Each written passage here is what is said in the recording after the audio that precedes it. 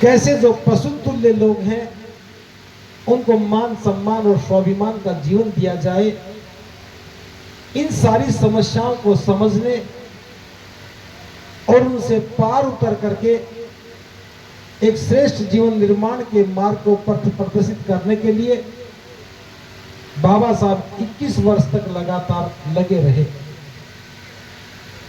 बुद्ध की शरण में जाने के बाद बाबा साहब को समय नहीं मिल पाया और हमसे समझने में चूक हो गई कि बाबा साहब भारत को बौद्ध में कैसे बनाना चाहते थे, उनके पास क्या योजना थी। बाबा साहब जिस देश को 2 वर्ष में बौद्ध में बना सकते थे, हमें 70 वर्ष लगे, हम नहीं बना पाए, क्योंकि हम सब लोग उस समझ के नहीं हैं कि बाबा साहब की सोच को हम समझ पाए। लेकिन जो उनके लिखे हुए लेख हैं, उनकी लिखी हुई पुस्तकें हैं, उनके द्वारा दिए गए भाषण हैं, उनसे हमें कुछ मार्ग प्रशस्त होता है। लेकिन जो बाबा साहब ने हमें करने के लिए कहा, जो विशेष रूप से मैं आपसे बताना चाहता हूं, बाबा साहब ने जिस काम को हमें करने के लिए कहा, इस देश के सारे बुद्धिजीवियों ने उन्हीं शब्दों को दोहराना शुरू कर दिया। बाबा साहब ने कहा शिक्षित बनो, तो हमने भी कहा शिक्षित बनो। बाबा साहब ने कहा आंदोलित करो, तो हमने कहा संगठित करो। बाबा साहब ने कहा संगठित रहो, तो हमने कहा संघर्ष करो। बाबा साहब की सोच में हमने अपनी विद्वता डाल करके बाबा साहब के सिद्धांतों के अर्थ को भी अनर्थ में बदल दिया। किसी भी मंच पर जाइए, हर व्यक्ति यही कहता मिलेगा कि बाबा साहब ने ऐसा कहा, बाबा साहब ने ऐसा कहा, बाबा साहब ने ये कहा, बाबा साहब ने वो कहा। अनजाने में हम भी ऐसा ही कहते रहे, लेकिन लंबे समय के बाद हमारी समझ में आया बाबा साहब ने कहा था, किस लिए कहा, कि जो बाबा साहब ने कहा वो हमें करना है।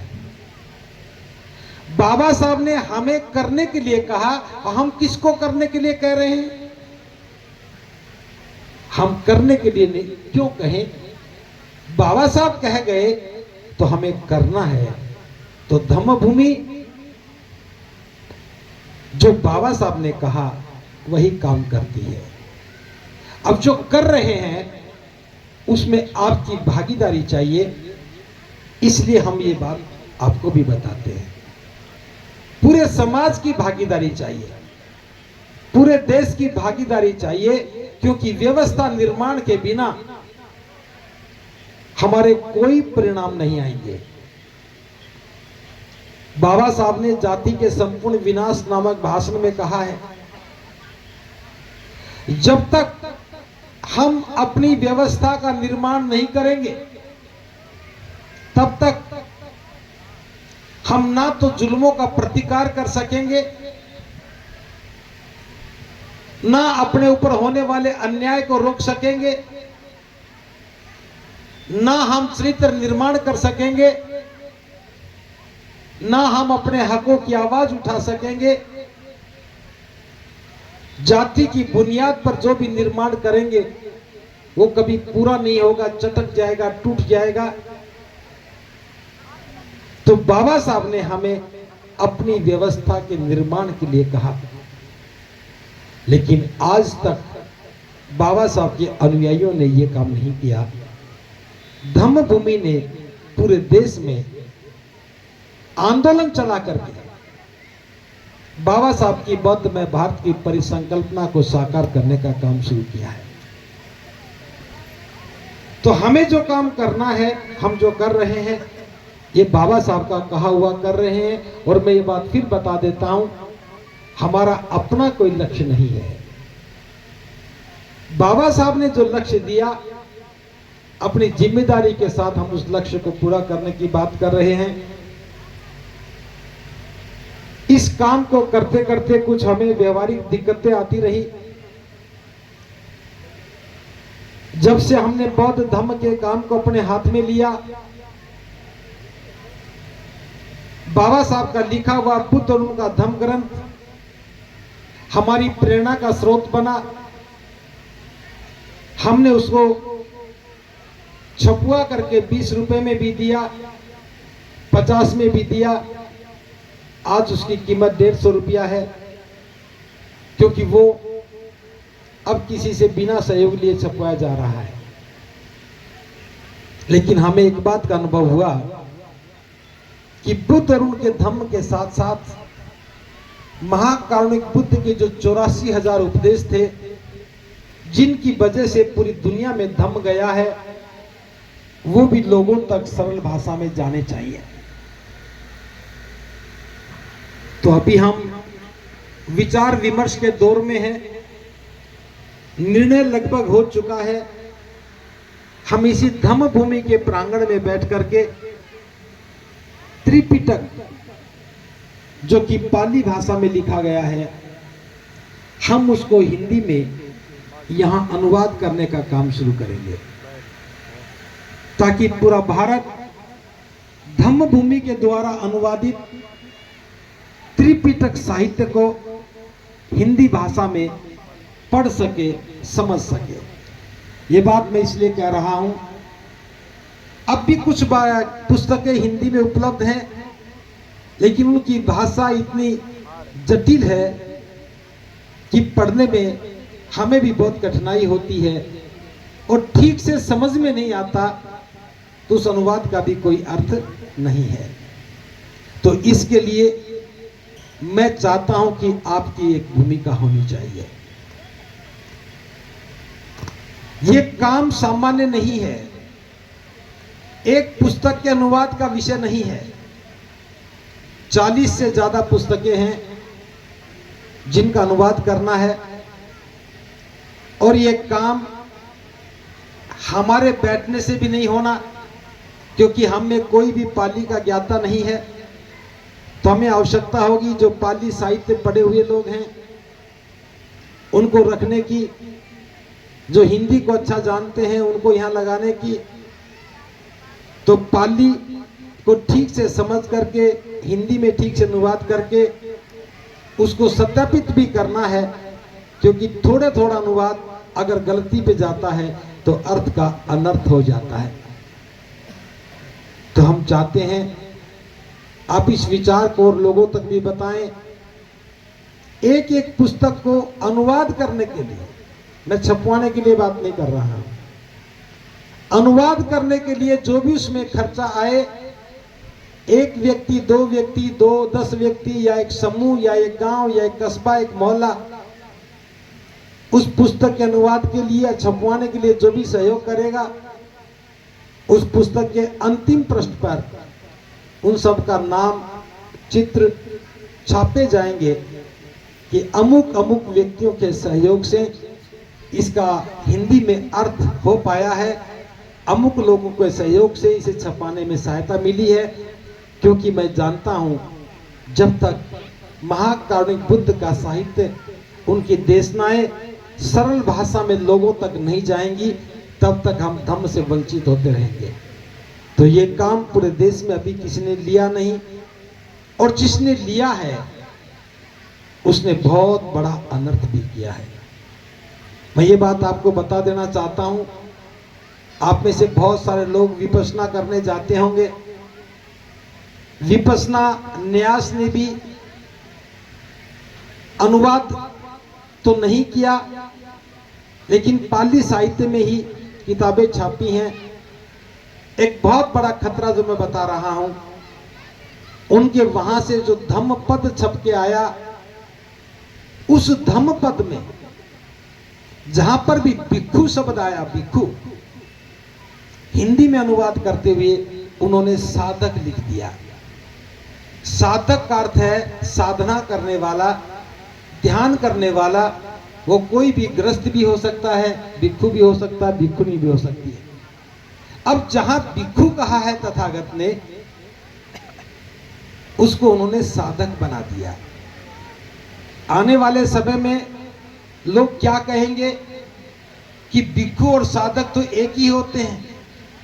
भिक्षु अलग होता है, साधक अलग होता है, लेकिन हमारे समाज के किसी भी व्यक्ति ने इस बात पर प्रश्न चिन्ह नहीं लगाया। और ये मैं इसलिए बता रहा हूं, अगर हम नहीं करेंगे तो खरपतवार उगेंगी और बुद्ध के साहित्य को भी मटियामेल करने में देर नहीं लगेगी। दूसरी बात, बाबा साहब ने जो साहित्य अंग्रेजी में लिखा था, जो भारत सरकार ने अलग अलग भाषाओं में छापा है, हिंदी में भी छापा है, मैं समझता हूं कि 45 से ज्यादा वॉल्यूम आ चुके हैं हिंदी में, उसमें भी बहुत सारी बातों के अर्थ के अनर्थ कर दिए हैं। पहले जो अनुवाद हुआ था, इस बार जो अनुवाद हुआ है, उसमें भी बहुत बड़ा अंतर है। अंतर ऐसे है जैसे कोई तलवार को चाकू बना दे, जैसे कोई तख्त को तख्ती बना दे। छोटे छोटे अनुवाद भ्रमित कर देते हैं। तो बाबा साहब के वॉल्यूम्स को भी हम सरल भाषा में लोगों तक पहुंचाने का काम करेंगे। तो एक तो मैं इसमें आपका सहयोग चाहता हूं। दूसरी बात, आप इस प्रांगण को देख रहे हैं, हमारे बहुत सारे शुभचिंतक लोग हैं, वो बड़े चिंतित रहते हैं कि धम्मभूमि जर्जर हो रही है, पलस्तर गिर रहा है। इसमें कोई संदेह नहीं। जब आपकी उपेक्षा रहेगी तो फिर निर्माण नहीं हो पाएगा। हम तो जैसे तैसे इसको संभाले हुए हैं, लेकिन कोई बहुत बड़ा काम यहां नहीं हो पाया, इसलिए हमने आपसे सहयोग भी नहीं मांगा। लेकिन आज मैं कह रहा हूं, हमने कुछ गंभीर निर्णय लिए हैं। ये जो भिक्षु संघ आप मंच पर देख रहे हैं, ये सारा का सारा भिक्षु संघ 1 वर्ष के लिए इसी प्रांगण में ठहरेगा और यहां ठहर करके धम्म का प्रशिक्षण लेगा और धम्म भूमि से ही आपके लिए धम्म देशनाएं जारी होंगी। आप अपने घर में बैठ करके भी सप्ताह में 1 बार या सप्ताह में 2 बार या 3 बार, जैसा भी व्यवस्था बनेगी हम आपको बता देंगे, आप अपने घर में बैठ करके भी धम्म भूमि से जुड़ सकते हो। तो ये धम्म भूमि यहाँ आने पर भी आपके लिए कल्याणकारी बातें बताएगी और आप घर में बैठे हैं तब भी सुन सकते हैं। तो भिक्षु संघ यहाँ ठहरेगा, इसके रहने सहने की हमें समूची व्यवस्था करनी है। उस बात को ध्यान में रखते हुए मैं बताना चाह रहा हूं, अभी जो 30 अक्टूबर को 31 अक्टूबर को 31 अगस्त को दिल्ली में जो कार्यक्रम हुआ था, आप में से कौन कौन गए थे? हाथ ऊपर करना। आप लोग गए थे। उस कार्यक्रम में आप लोगों ने जो सहयोग दिया, उस सहयोग में हमारे पास 1 लाख रुपया बचा। 1 लाख रुपया हमारे पास बचा है वो। और ये जो भिक्षु संघ मंच पर बैठा है, इनको जो संगदान मिला है लगभग 2 लाख रुपया वो हमारे पास इकट्ठा हुआ है। और हम उस 3 लाख रुपए से यहां 2 कमरों का निर्माण करेंगे ताकि भिक्षुओं के रहने की व्यवस्था और अच्छी हो सके और ज्यादा भिक्षु भी यहां आकर के ठहर सके। तो आप लोग जो भिक्षुओं को दान करते हैं, जो भी खर्च होता है उसमें जो बच जाता है वो हम सब व्यवस्था निर्माण के लिए ही इस्तेमाल करते हैं। पानीपत की टीम ने भी जो पैसा भेजा है, इस कार्यक्रम के खर्च होने के बाद जो बचेगा वो भी इसी निर्माण में ही काम आएगा। किसी उपासिका ने, जैसा हमने कहा था कि हर रोज अपने दान पात्र में 2-2 रुपया डाला करें, तो ये दान यहां ला करके दिया है। किसी उपासक ने, बहुत भारी है, ये दान पात्र लाकर दिया है। ये छोटा छोटा दान व्यवस्था निर्माण में एक बड़ी भूमिका निभाता है। विषय ये नहीं है कि कितने पैसे हैं, विषय आपकी भागीदारी का है, आपकी दान पारमिता का है। जितने भी उपासक उपासिका यहाँ बैठे हैं, अगर मेरी बात इतनी सी समझ में आ जाए, हर रोज आप घर में भोजन बनाते हैं, सब्जी बनाते हैं, अपने घर के जरूरतों के लिए खर्च करते हैं, केवल 2 रुपया आप धम्म भूमि के नाम से भी निकाल के दान पात्र में डाल दिया करो। कितना रुपया? 2 रुपया। आप सोच रहे होंगे कि 1 रुपया क्यों नहीं कहा। 1 रुपया इसलिए नहीं कहा कि हरियाणा में 1 रुपया चलता नहीं है, हरियाणा में 1 रुपया कोई लेता ही नहीं है। तो सबसे छोटा जो सिक्का है वो 2 रुपए का है। अगर आप 10 भी डालें तो मैं मना नहीं करूंगा, ज्यादा कितना भी डालें, लेकिन मैं चाहता हूं कि यह काम ईमानदारी से होना चाहिए। आपके घर में एक दान पात्र रखा हो, चाहे कैसा भी डब्बा बना करके उसमें सुराख बना ले, और हर रोज सुबह सुबह वंदना करने के बाद 2 रुपए का सिक्का उसमें डाल दें। और जब भी आपको समय लगे, इधर आने का मौका मिले, तो धम्म भूमि के लिए दान कर दें। आपकी ये छोटी छोटी दान पारमिता धम्म के बीज को पोषण देने का काम करेगी। क्या मेरी बात का आप समर्थन करेंगे? जो समर्थन करें हाथ ऊपर कर लो, हाथ ऊपर करे, सोच समझ के करना, वरना रात को नींद नहीं आएगी। इसलिए मैं उम्मीद करता हूं आप सभी लोग इस व्यवस्था निर्माण में अपना सहयोग करेंगे। इसके साथ साथ केवल धम्म कारवां निकालना, डीजे के आगे नाचना और यहां धम्म देशना कर देना अपना मकसद नहीं है। हमारा मकसद बाबा साहब के सपनों के भारत का निर्माण करना है। और इसके लिए मैं बताना चाहता हूं, यह काम आसान नहीं है। हमें अपनी गरीबी से मुक्त होना है। समाज का कोई भी व्यक्ति गरीब ना रहे, समाज का कोई भी व्यक्ति कर्जदार ना हो, समाज का कोई व्यक्ति किसी के खेत खलिहान में गुलामी के कारण मजदूरी ना करे, समाज का कोई भी व्यक्ति व्यसन का शिकार होकर के धन की बर्बादी ना करे। इसके लिए जो धम्म भूमि ने योजनाएं बना रखी हैं, एक तो शादियों में फिजूल खर्ची करना बंद करो। जो धम्म भूमि की बात मानते हैं, धम्म भूमि का अनुसरण करते हैं, मैं आज फिर कहना चाहूंगा, 11 नवंबर 2024 को हमने गौतम बुद्ध विश्वविद्यालय में बौद्ध आचार संहिता जारी करते समय आह्वान किया था कि यदि आप अपने समाज की गरीबी को खत्म करना चाहते हैं, कोई व्यक्ति कर्जदार ना बने ऐसा सोचते हैं, तो हमें विवाह शादियों में या किसी के मरने के पश्चात कोई भी दावत नहीं खानी है। बारात में जाना और दावत खाना, 2 काम छोड़ दो। किसी की भी बारात में मत जाओ, और वहां गए भी हो तो दावत मत खाओ।